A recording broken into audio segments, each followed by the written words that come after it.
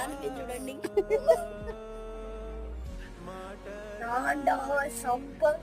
మీ సంపంగి అయితే నా వాసేసికి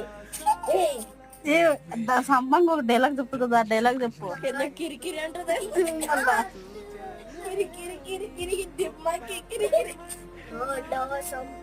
కిరికిరి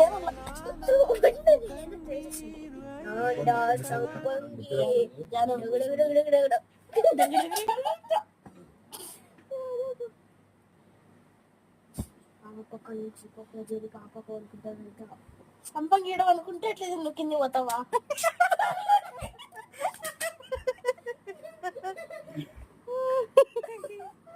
కరెక్టే కదా మళ్ళా.